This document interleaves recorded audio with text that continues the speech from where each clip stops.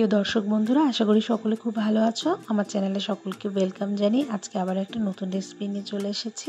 আর আজকে যে রেসিপিটা শেয়ার করছি সেটা হচ্ছে আমাদের নিত্যদিনের একটা রেসিপি, যেটা কিন্তু সচরাচর আমাদের সকলের পরিবারে হয়ে থাকে। এখানে আমি করব আজকে ডিমের ঝোল বা ডিম কষা বা ডিম কষা কারি, যাই বলা হয় না কেন। ডিমগুলোকে কিন্তু সেদ্ধ করে নিয়েছি, আর ডিমগুলোকে একটুখানি কিন্তু আমি ফুটো করে নিয়েছি।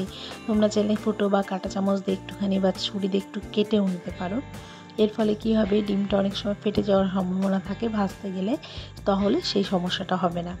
আর একটা কথা, ডিম ভাজার সময় একটুখানি যদি লবণ দেওয়া যায়, মানে তেলের মধ্যে যদি একটু লবণ দেওয়া যায়, তাহলে কিন্তু ডিমগুলো ভালোভাবে ভাজা হয়ে যাবে, ডিমগুলো ফুটবে না, ফুটে আসবে না। ওর মধ্যে হলুদ টলুদ দিয়ে ভালো করে কিন্তু আমি ডিমগুলোকে ভেজে তুলে নিলাম। এরপরে একই তেলের মধ্যে আমি দিয়ে দিচ্ছি আলুর টুকরো। এগুলোও কিন্তু আমি ডিমের সঙ্গে আলাদা করে সেদ্ধ করে নিয়েছি। তো আলুগুলো এখন খুব সুন্দর করে কিন্তু ওই তেলের মধ্যে ভেজে নেব।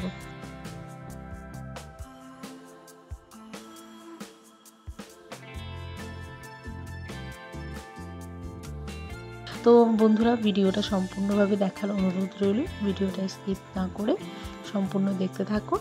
আশা করি তোমাদের ভালো লাগবে ভিডিওটা, আর আমি যে রেসিপিটা শেয়ার করছি তোমাদের হয়তো ভালো লাগবে। এর মধ্যে কিন্তু ফোড়ন ব্যবহার করেছি। ফোড়নে গোটা জিরে, তেজপাতা, শুকনো লঙ্কা, এলাচ এবং ছোট ছোট 2-3 টুকরো দারচিনি ব্যবহার করলাম। এটা ভালো করে একটুখানি নাড়িয়ে গরম করে নেব, মানে একটা ভালো স্মেল আসবে যখন, তারপরে আমি এর মধ্যে পেঁয়াজ কুচি দিয়ে দেবো। এখানে কিন্তু একটা বেশ দুটো মিডিয়াম সাইজের পেঁয়াজ দিয়ে দিয়েছি। তো পেঁয়াজ কুচিগুলো এখন এর মধ্যে দিয়ে দেবো।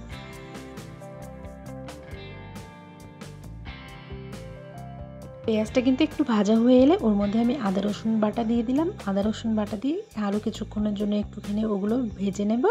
এর সঙ্গে সঙ্গে একটা গুঁড়ো মশলা তৈরি করে নিচ্ছি, যেটা হচ্ছে ধনে গুঁড়ো, জিরে গুঁড়ো, লঙ্কার গুঁড়ো, হলুদ, লবণ, এগুলো দিয়ে কিন্তু মিক্স করে নিলাম। একটা কিন্তু মিশ্রণ রেডি করে নিলাম। এর মধ্যে একটু গোলমরিচ গুঁড়ো ব্যবহার করতে পারো, কিন্তু গোলমরিচ গুঁড়ো দিলাম না, কেননা শুকনো লঙ্কাটা বেশ ঝাল হবে, তার জন্য গোলমরিচ আর আলাদা করে দিলাম না।